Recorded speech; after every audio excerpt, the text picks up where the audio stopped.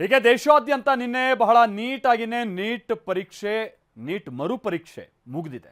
ಹಲವು ಕಡೆ ತಡವಾಗಿ ಪರೀಕ್ಷಾ ಕೇಂದ್ರಕ್ಕೆ ಆಗಮಿಸಿದಂಥವರಿಗೆ ಪ್ರವೇಶ ಸಿಕ್ಕಿಲ್ಲ. ಈ ರೀತಿಯಾದಂಥ ಕೆಲ ಗೊಂದಲಗಳನ್ನು ಹೊರತುಪಡಿಸಿದ್ರೆ ಬಹುಶಃ ಯಾವುದೇ ರೀತಿಯಂಥ ಅಡೆತಡೆ ಲೋಪ ಇಲ್ಲದಂಥ ರೀತಿಯಾಗಿ ಪರೀಕ್ಷೆ ಸುಗಮ ಆದಂಥ ರೀತಿಯಾಗಿ ಕಂಡು ಬರ್ತಾ ಇದೆ. ಆದರೆ ರಾಜ್ಯ ರಾಜಕಾರಣದಲ್ಲಿ ಒಂದು ಸಮಸ್ಯೆ ಆಗ್ಬಿಟ್ಟಿದೆ. ಅದೇನು ಅಂತ ಅಂದರೆ BK ಹರಿಪ್ರಸಾದ್ ಅವರ ಪದಗ್ರಹಣ ಕಾರ್ಯಕ್ರಮ ಇತ್ತು ನಿನ್ನೆ.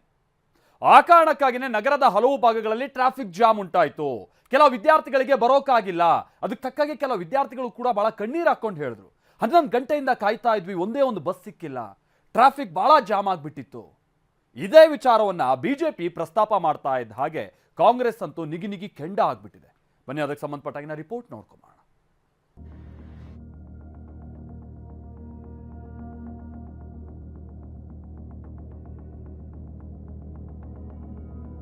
ಕಾಂಗ್ರೆಸ್ನ ನೆನ್ನೆ ದಿನದ ಕಾರ್ಯಕ್ರಮ ಪಾಪ ಅವ್ರ ಜೀವನಕ್ಕೆ ಹಾಳಾಗಿದೆ. ಜೀವನ ಎಕ್ಸಾಮ್ ಬರೀಲಿಕ್ಕಾಗಿದೆ. ಬಿಜೆಪಿ ಅವರ ಏನು ಪಾಠ ಕಲಿಯೋದಿಲ್ಲ. ಕಳೆದ 10 ವರ್ಷದಲ್ಲಿ 90 ಪೇಪರ್ ಲೀಕ್ ಆಗಿದೆ.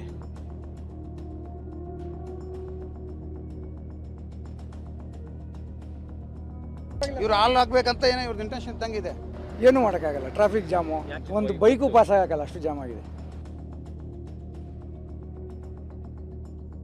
ವಿದ್ಯಾರ್ಥಿಗಳ ಭವಿಷ್ಯ ಹಾಳು ಮಾಡಿದವರ ಬಾಯಲ್ಲಿ ನೈತಿಕತೆ ಮಾತುಗಳು ಶೋಭಿಸುವುದಿಲ್ಲ. ಮೊದಲು ಈ ದೇಶದ ಶಿಕ್ಷಣ ಸಚಿವ ರಾಜೀನಾಮೆ ಕೊಡಬೇಕು.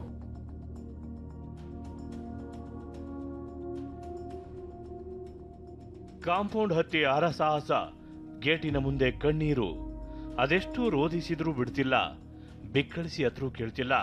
ಹೀಗೆ ಮನ ಕಲಕುವಂತಿರುವ ಈ ದೃಶ್ಯ ನಿನ್ನೆ ನೀಟ್ ಮರುಪರೀಕ್ಷೆಯ ವೇಳೆ ಕಂಡು ಬಂದಿದ್ದು. ನಿನ್ನೆ ಮಧ್ಯಾಹ್ನ 1:30 ಗಂಟೆಯೊಳಗೆ ಪರೀಕ್ಷಾ ಕೇಂದ್ರಕ್ಕೆ ಬಂದಿಲ್ಲ ಅಂತ ಈಕೆಯನ್ನ ಪರೀಕ್ಷೆಗೆ ಕೂರಿಸಿಲ್ಲ. ಪರೀಕ್ಷೆ ತಪ್ಪಿಸಿಕೊಂಡಿದ್ದು ಇವರು ಮಾತ್ರನಾ ಅಂತ ಕೇಳಿದ್ರೆ ಖಂಡಿತ ಇಲ್ಲ. ಈ ವಿದ್ಯಾರ್ಥಿನಿ ಜೊತೆಗೆ ಇನ್ನಿಬ್ಬರು ಕೂಡ ಪರೀಕ್ಷೆಯಿಂದ ವಂಚಿತರಾಗಿದ್ದಾರೆ. ಯಾಕೆ ತಡವಾಗಿ ಬಂದ್ರಿ ಅಂತ ಪೋಷಕರನ್ನ ಕೇಳಿದ್ರೆ ಕೆಪಿಸಿಸಿ ಕಾರ್ಯಕ್ರಮದ ಮೇಲೆ ಆರೋಪಿಸಿದ್ರು.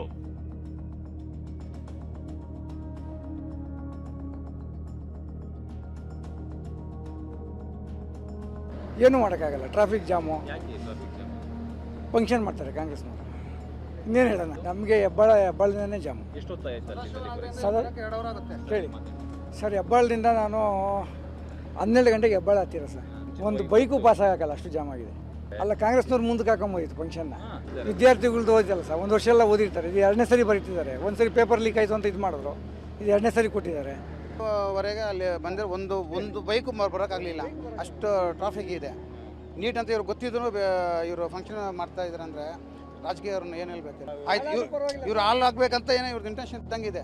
ಇವ್ರದ್ದು ಇಂಟೆನ್ಷನ್ ಈಗ ಅಟ್ಲೀಸ್ಟ್ ಸ್ಟೂಡೆಂಟ್ಸ್ಗೆ ಏನಾದರೂ ಒಂದು ದಾರಿ ಏನಾದರೂ ಒಂದು ಮಾಡಬೇಕು. ಈಗ ಫುಲ್ಲು ಸದಾಶಿವನಗರಿಂದ ಅಪ್ ಟು ಪ್ಯಾಲೇಸ್ ಗ್ರೌಂಡು ಒಂದು ಹೆಜ್ಜೆ ಮುಂದೆ ಇಕ್ಕೋಕ್ಕಾಗಲ್ಲ. ಅವು ಹೆಂಗೆ ಮಾಡೋದು? ಸ್ಟೂಡೆಂಟ್ಸ್ 2 ನಿಮಿಷ 3 ನಿಮಿಷ ಲೇಟಾಗಿ ಬರುತ್ತಂತ ಅವ್ರ ಟೆನ್ಷನು. ಇಲ್ಲಿ ಇವ್ರು ಬಿಡಲ್ಲ, ಏನು ಮಾಡ್ತಾರೆ? ಕಾಂಗ್ರೆಸ್ ವಿರುದ್ಧ ಬಿಜೆಪಿ ಜೆಡಿಎಸ್ ನೀಟ್ ಅಸ್ತ್ರ. ವಿಷಯ ಏನಂದ್ರೆ, ನಿನ್ನೆ ಬೆಂಗಳೂರಿನ ಅರಮನೆ ಮೈದಾನದಲ್ಲಿ ಕೆಪಿಸಿಸಿ ಕಾರ್ಯಕ್ರಮ ನಡೆಯಿತು. ರಾಜ್ಯ ಕಾಂಗ್ರೆಸ್ನ ನೂತನ ಸಾರಥಿ BK ಹರಿಪ್ರಸಾದ್ ಅಧಿಕೃತವಾಗಿ ಜವಾಬ್ದಾರಿ ವಹಿಸಿಕೊಂಡರು. ಕಾಂಗ್ರೆಸ್ನ ಈ ಕಾರ್ಯಕ್ರಮಕ್ಕೆ ಸಾವಿರಾರು ಕಾರ್ಯಕರ್ತರು, 10 ಮುಖಂಡರು ಬಂದಿದ್ರು. ಇದರಿಂದ ಬೆಂಗಳೂರಿನಲ್ಲಿ ಟ್ರಾಫಿಕ್ ಜಾಮ್ ಉಂಟಾಗಿತ್ತು. ಈ ಟ್ರಾಫಿಕ್ ಜಾಮ್ ಕಾರಣಕ್ಕೆ 3 ವಿದ್ಯಾರ್ಥಿಗಳು ಪರೀಕ್ಷೆಯಿಂದ ವಂಚಿತರಾಗಿರುವ ಆರೋಪ ಕೇಳಿಬಂದಿದೆ. ಬಿಜೆಪಿ ಜೆಡಿಎಸ್ ನಾಯಕರು ಕೈಪಡೆಯ ವಿರುದ್ಧ ವಾಗ್ಬಾಣ ಬಿಟ್ಟಿದ್ದಾರೆ. ಅದಕ್ಕೆ ಬಹುಶಃ ಕಾರಣ ಕಾಂಗ್ರೆಸ್ನ ನೆನ್ನೆ ದಿನದ ಕಾರ್ಯಕ್ರಮ. ಬೆಂಗಳೂರಿನ ಹಲವಾರು ಭಾಗದಲ್ಲಿ ವಾಹನದ ದಟ್ಟಣೆ ಆಗಲಿಕ್ಕೆ ಅವರ ಕಾರ್ಯಕ್ರಮದ ಹಿನ್ನೆಲೆ ಒಳಗೆ ಕೆಲವು ಸಮಸ್ಯೆಗಳನ್ನು ವಿದ್ಯಾರ್ಥಿಗಳನ್ನು ಎದುರಿಸಿದ್ದಾರೆ.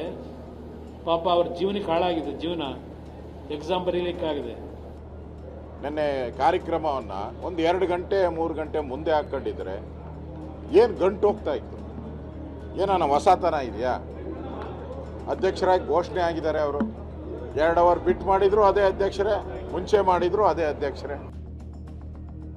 ಬಿಜೆಪಿಯಿಂದ ಪಾಠ ಕಲಿಯುವ ಅಗತ್ಯ ಇಲ್ಲವೆಂದ ಪ್ರಿಯಾಂಕ್. ಬಿಜೆಪಿ ಸಂಸದ ತೇಜಸ್ವಿ ಸೂರ್ಯ ಕೂಡ ಕೆಪಿಸಿಸಿ ಕಾರ್ಯಕ್ರಮದ ವಿರುದ್ಧ ಗುಡುಗಿದ್ರು. ಅವಾಂತರಗಳೇ ಸೃಷ್ಟಿಯಾಗಿವೆ ಅಂತ ವಾಗ್ದಾಳಿ ನಡೆಸಿದ್ರು. ಈ ಮಾತಿಗೆ ತಿರುಗೇಟು ಕೊಟ್ಟ ಗೃಹ ಸಚಿವ ಪ್ರಿಯಾಂಕ್ ಖರ್ಗೆ, ನಿಮ್ಮಿಂದ ಪಾಠ ಕಲಿಯುವ ಅಗತ್ಯ ಇಲ್ಲ ಅಂದ್ರು.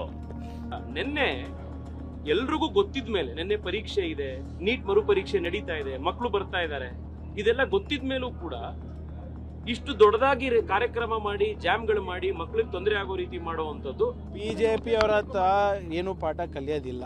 ಅವರು ನಿಜವಾಗ್ಲೂ ವಿದ್ಯಾರ್ಥಿಗಳ ಪರವಾಗಿದ್ರೆ ಫಸ್ಟ್ ಕ್ಷಮೆ ಕೇಳಲಿ. 22 ಲಕ್ಷ ಜನರಿಗೆ ಮೋಸ ಮಾಡಿದ್ರಲ್ಲ, ಕಳೆದ 10 ವರ್ಷದಲ್ಲಿ 90 ಪೇಪರ್ ಲೀಕ್ ಆಗಿದೆ. ಇನ್ನು ಕೆಪಿಸಿಸಿ ಅಧ್ಯಕ್ಷ ಬಿಕೆ ಹರಿಪ್ರಸಾದ್ ಪ್ರಶ್ನೆ ಪತ್ರಿಕೆ ಸೋರಿಕೆ ಹೊಣೆಗಾರಿಕೆ ಪ್ರಶ್ನಿಸಿದ್ರು. ಈ ಪ್ರಶ್ನೆಗೆ ಉತ್ತರಿಸಿದ ತೇಜಸ್ವಿ ಸೂರ್ಯ, ನೀಟ್ ಪ್ರಶ್ನೆ ಪತ್ರಿಕೆ ಲೀಕ್ ಪ್ರಕರಣದ ಹೊಣೆ ಹೊತ್ತಿದ್ದೇವೆ ಅಂತ ಹೇಳಿದ್ರು. ನೀಟ್ ಪ್ರಶ್ನೆ ಪತ್ರಿಕೆ ಸೋರಿಕೆಗೆ ಹೊಣೆ ಯಾರು? ದೇಶದ ಲಕ್ಷಾಂತರ ವಿದ್ಯಾರ್ಥಿಗಳ ಮಾನಸಿಕ ಯಾತನೆಗೆ ಯಾರು ಹೊಣೆ?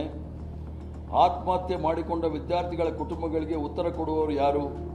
ಪರೀಕ್ಷಾ ವ್ಯವಸ್ಥೆಯ ಮೇಲೆ ನಂಬಿಕೆ ಕಳೆದು ಹೋಗುವಂತೆ ಮಾಡಿದವರು ಯಾರು? ಪೇಪರ್ ಲೀಕ್ ನ ವಿಚಾರದ ಬಗ್ಗೆ ಈಗಾಗಲೇ ಡಿಸ್ಕಷನ್ ಆಗಿದೆ, ಜವಾಬ್ದಾರಿ ಹೊತ್ತಾಗಿದೆ, ಮರುಪರೀಕ್ಷೆ ಕೂಡ ಯಶಸ್ವಿಯಾಗಿ ಮಾಡಿಸಾಗಿದೆ. ಮರುಪರೀಕ್ಷೆ ವಿಚಾರದಲ್ಲಿ ಯಾರು ಜವಾಬ್ದಾರಿ ತಗೊಂಡಿಲ್ಲ ಮತ್ತೊಂದಲ್ಲ ಅನ್ನೋ ಪ್ರಶ್ನೆ ಅಲ್ಲ. ಇಷ್ಟೇ ಅಲ್ಲ, ಬಿಜೆಪಿ ಹಾಗೂ ಜೆಡಿಎಸ್ ಕಾಂಗ್ರೆಸ್ನ ಮೇಲೆ ಆರೋಪಿಸುತ್ತಿರುವುದರ ಹಿಂದೆ ಷಡ್ಯಂತ್ರ ಇರೋದಾಗಿ ಬಿಕೆ ಹರಿಪ್ರಸಾದ್ ಹೇಳಿದರು. ನೀಟ್ ಪ್ರಶ್ನೆ ಪತ್ರಿಕೆ ಸೋರಿಕೆ, ವಿದ್ಯಾರ್ಥಿಗಳ ಆತ್ಮಹತ್ಯೆ ವಿಚಾರವನ್ನ ಮುಂದಿಟ್ಟು ವಾಗ್ದಾಳಿ ನಡೆಸಿದರು. ಹೋದ ಬಾರಿ ಸುಮಾರು 12ಕ್ಕೂ ಹೆಚ್ಚು ಜನ ಆತ್ಮಹತ್ಯೆ ಮಾಡಿಕೊಂಡ್ರು.